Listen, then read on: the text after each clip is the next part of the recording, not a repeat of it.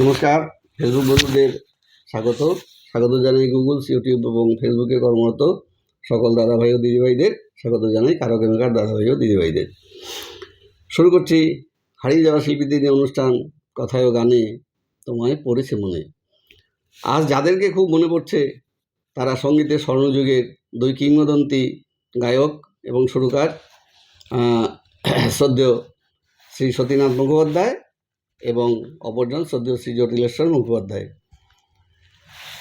জটিলেশ্বরজির সঙ্গীত গুরু ছিলেন শ্রী সতীনাথ মুখোপাধ্যায়। আজ শ্রী সতীনাথজির 33তম প্রয়াণ দিবস। ওনার প্রয়াণ দিবসে আমি একটি অনুরোধের গান আপনাদের শোনাতে চাই। যদিও গানটি আমি আগে গেয়েছিলাম, কিন্তু গানটি হয়তো ওনার খুব ভালো লেগেছে, তাই গানটি আবার অনুরোধ করেছেন আমার বিশিষ্ট বন্ধু শ্রী হিমাংশু মণ্ডল। আমি সিনথেসাইজার বাজিয়ে আপনাদের গানটি শোনাবার চেষ্টা করছি।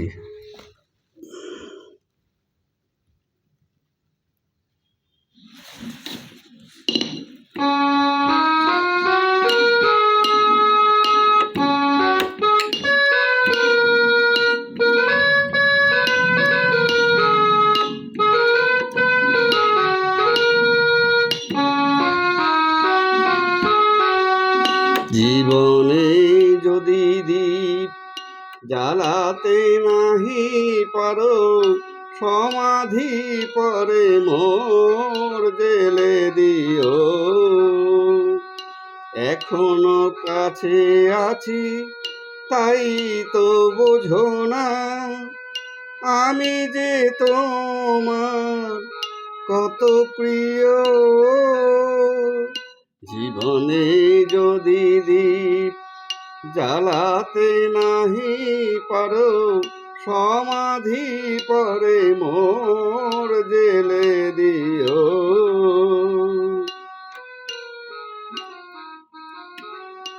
হৃদয় চিরে যদি দেখাতে পারিতাম, বুঝিতে তুমি ওগো কি যে তারি দাম।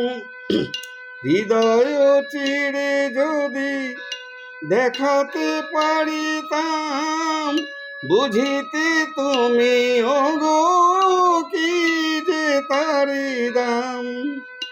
আমি যে অসহায় আমার এই অপরাধ, পারো তো ক্ষমা করে নিও। জীবনে যদি দীপ জ্বালাতে নাহি পারো, সমাধি পরে মোর জেলে দিও।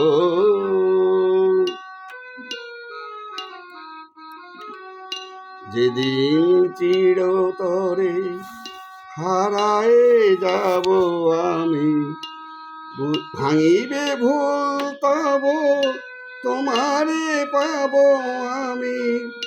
সেদিন ডাকো যদি এ নাম ধরে হায়, রুধিরে হয়ে যদি অশ্রু ঝরে যায়, তবু তো আমায় পাবি না খুঁজিয়ার।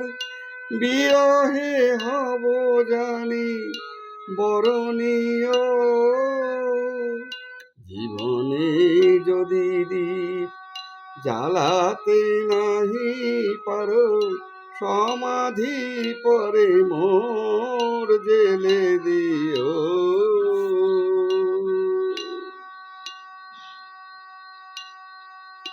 বাবার জন্য সেরা উপহার।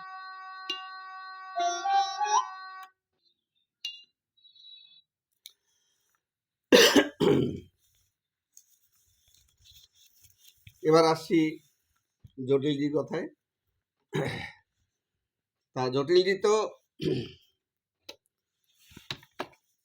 ছোটবেলা থেকেই তার গানে খুব সুর খেলত। জন্মেছিলেন আজকের দিনটিতেই 1934 সালে হুগলির চুঁচুড়াতে, এবং তিনি ছোটবেলায় ওই বন্ধুদের সাথে গঙ্গার ধারে গিয়ে গানের আড্ডা দিতেন গানের আড্ডা বসতো, ভালো আড্ডাই, এবং সেখানে বিভিন্ন শিল্পীর কণ্ঠ নকল করে তিনি তাদেরকে গান শুনিয়ে আনন্দ দিতেন। এভাবে তার একটু নামডাকও হয়ে যায়। আর ওনার মায়ের নাম হচ্ছে অন্নপূর্ণা দেবী, আর দিদি উষা মুখোপাধ্যায় ভালো গাইতেন। 8 ভাইদের মধ্যে তিনি ছিলেন কনিষ্ঠতম। মা ও দিদি তার গানের প্রেরণা। দাদারা অনেকেই গান জানতেন, আর নদা কপিলেশ্বর রীতিমতো হারমোনিয়াম বাজিয়ে বিভিন্ন আসর টাসরে গান গাইতেন। তা হঠাৎ করেই একটু ছন্দপতন, মানে চুঁচুড়াই ভূমিপুত্র শ্রদ্ধেয় শ্রী সতীনাথ মুখোপাধ্যায় একবার তার বিশিষ্ট বন্ধু ওই প্রফুল্ল গুপ্তজির চুঁচুড়ার বাড়িতে গিয়ে দেখা করতে যান বিশেষ কোনো কারণে, এবং সেখানে গিয়ে ওই জটিলজির ব্যাপারে জানতে পারেন এবং সতীনাথজি তাকে ডেকে পাঠান, এবং সতীনাথজি তাকে দিয়ে বিভিন্ন শিল্পীর গান গাওয়ান, এবং একটি সতীনাথজির পর্যন্ত একটি গান তাকে শুনিয়ে দেন। যাই হোক, শেষে বন্ধুকে বললেন সতীনাথজি, প্রফুল্ল ছেলেটির গানের গলা খুব ভালো, কিন্তু ও তো বিভিন্ন শিল্পীর গলা নকল করতে গিয়ে নিজের গলাটাই হারিয়ে ফেলেছে। তিনি নিজে জটিলজির বাড়ির সকলকে রাজি করিয়ে তাকে নিয়ে কলকাতায় চলে আসেন এবং নিজের কাছে রেখে গানের তালিম দিতে থাকেন। টানা 10 বছর তালিম শেষে তিনি একে একে কিংবদন্তি শ্রী সুধীন দাশগুপ্ত ও বিখ্যাত সঙ্গীতগুরু চিন্ময় লাহিড়ীর কাছে শাস্ত্রীয় সঙ্গীতের তালিম নেন এবং বিশেষ পারদর্শী হয়ে ওঠেন। 60-এর দশকে কলকাতার আকাশবাণীতে গানের সুযোগ ঘটে, আর 1963 সালে গুরু সুধীন দাশগুপ্তর হাত ধরে মেগাফোন কোম্পানিতে গানের রেকর্ডিং হয়। 1964-তে সলিলের কথাও সুরে মেগাফোন থেকে পাগল হাওয়া অ্যালবাম বের হয়। পরের বছর বিশিষ্ট শিল্পী ও সঙ্গীতগুরু দিলীপ রায়ের সুরে আরও একটি অ্যালবাম বের হয় ওই একই কোম্পানি থেকে। এরই মধ্যে 1968 সালে HMV থেকে তার নিজের লেখা ও সুর করা গান বধুয়া আমার চোখে জল এনেছে এটি প্রকাশ পায় এবং খুব জনপ্রিয়তা পায়। 1974 সালে তার গাওয়া বিখ্যাত ভাটিয়ার রাগে গান নিজেরই কথায় ও সুরে তিনি গেয়েছিলেন। সেটি 1974 সাল। ভারতবর্ষের অবস্থা তখন একটু টালমাটাল ছিল, আর্থ সামাজিক এবং রাজনৈতিক জটিলতা ছিল। চাকরি নেই, বাকরি নেই, কাজ নেই, কর্ম নেই, লোকের পেটে ভাত নেই, এমনই তখন দেশের অবস্থা। তার পরবর্তী বছরই ইন্দিরা সরকার জরুরি অবস্থা ঘোষণা করে, মানুষের অবস্থা আরও খারাপ হয়ে যায়। যাই হোক, আমি রাজনৈতিক কথাগুলিতে আসতে চাই না, কিন্তু 74 সালে আমি তখন ক্লাস 9-এ পড়ি। আমার স্পষ্ট মনে আছে সেই সময়টা সত্যিই ভারতবর্ষের অবস্থা খুবই খারাপ ছিল। সেই অবস্থার পরিপ্রেক্ষিতেই জটিলজি একটি গান রচনা করেছিলেন এবং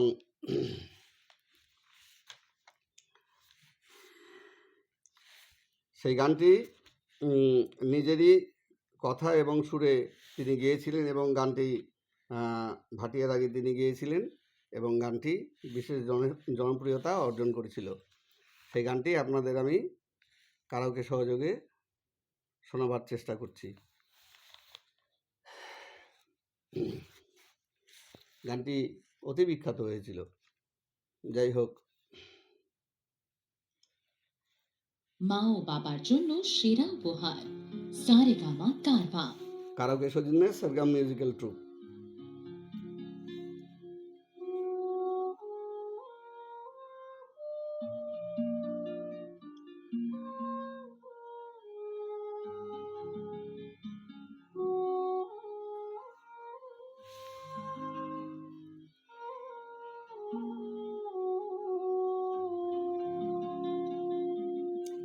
এ কোন সকাল, রাতের চেয়ে অন্ধকার,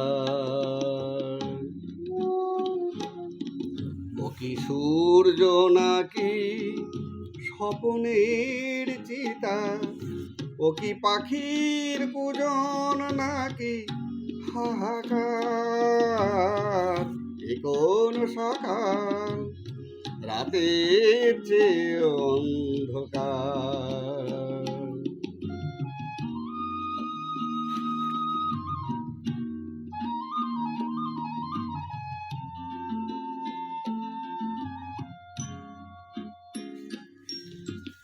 রাত্রি সে তো স্বভাবে মলিন, তাকে সয়ে থাকা যায়। ভোরের পথের দিকে চেয়ে থাকা যায়। সে ভোর অন্ধ হলো, কি হবে এখন? তার যে কথা ছিল আলো দেবার, ও কি সূর্য নাকি স্বপনের চিতা? ও কি পাখির কুজন নাকি হাহাকার? এ কোন সকাল, রাতের যে অন্ধকার।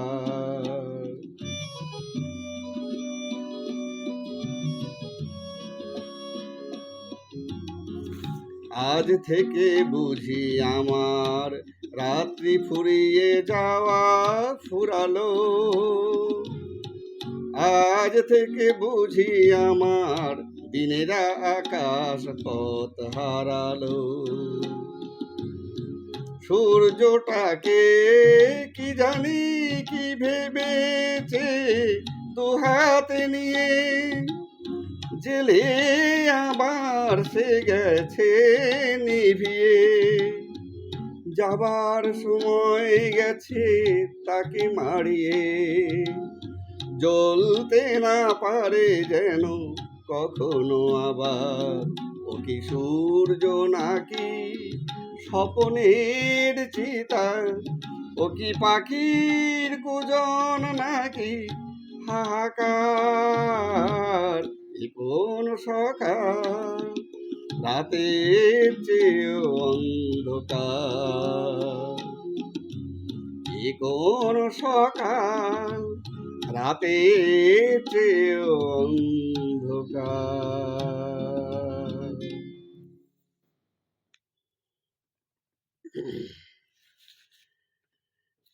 শিল্পী সম্মাননাও পেয়েছেন অনেক। 2013 সালে পশ্চিমবঙ্গ রাজ্য সঙ্গীত একাডেমি কর্তৃক প্রদত্ত জ্ঞানপ্রকাশ ঘোষ পদক পান। এছাড়া দামু ও নটি বিনোদিনী চলচ্চিত্রে সুরারোপ করে সেরা সঙ্গীত পরিচালকের পুরস্কার জেতেন। এবং সবচেয়ে আশ্চর্যের বিষয় যে তিনি নিজেই গান রচনা করতেন, গানে সুর করতেন এবং গান গাইতেনও। অধিকাংশ গানই এইভাবেই তার বিখ্যাত গানগুলো সৃষ্টি হয়েছে।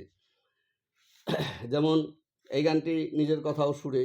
তারপরে আরেকটি গান আপনাদের এর আগে শুনিয়েছিলাম, তোমার সঙ্গে দেখা না হলে ভালোবাসার দেশটা আমার দেখা হতো না, এই গানটি। তারপরে এই গানটি রচনা করেছিলেন অসাধারণ একটি গান, আমি ফুলকে যেদিন ধরে বেঁধে আমার সাজি ভরেছি, আমি সেদিন থেকে জেতাবাজি হেরেছি। এই গানটির পিছনে আবার একটি কাহিনী আছে। অনেক গানেরই পেছনে এরকম ছোট ছোট কাহিনী থাকে। যেমন তিনি একবার ট্রামে করে ওই হাজরা মোড় থেকে টালিগঞ্জ যাবেন, তা ট্রামে উঠেছেন। তারই কিছুটা দূরে দুজন অবাঙালি নিজেরা আলোচনা করছেন। একজন বলছে, আরে ইয়ার মেনে তো জিতি বাজি হারি। এবং কথাটা জটিলজির খুব মনে ধরে গেল। তিনি সঙ্গে সঙ্গে পকেট থেকে কাগজ কলম বার করে গানটি রচনা করে ফেললেন, জেতাবাজি হারা নিয়ে। এইভাবেই অনেক গান সৃষ্টি হয়েছে। আমি পরবর্তী সময় আপনাদের পুরো গানটি শোনাবার চেষ্টা করব, কারণ একদিনে তো হয় না। তারপরে বধুয়া আমার চোখে জল এনেছে হায় বিনা কারণে, এই গানটি। কেউ বলে ফাল্গুন, কেউ বলে পলাশের মাস, আমি বলি আমার সর্বনাশ। এইসব অসাধারণ অসাধারণ গান তিনি সৃষ্টি করে গেছেন। যাই হোক, কিংবদন্তি শিল্পীদের চরণে আমি শতকোটি প্রণাম জানাই কবি, সুরকার এবং যন্ত্রসঙ্গীত শিল্পীদের। আপনারাও ওনাদেরকে শ্রদ্ধা নিবেদন করুন। সকলে ভালো থাকুন। আজ আসি, আবার দেখা হবে। নমস্কার।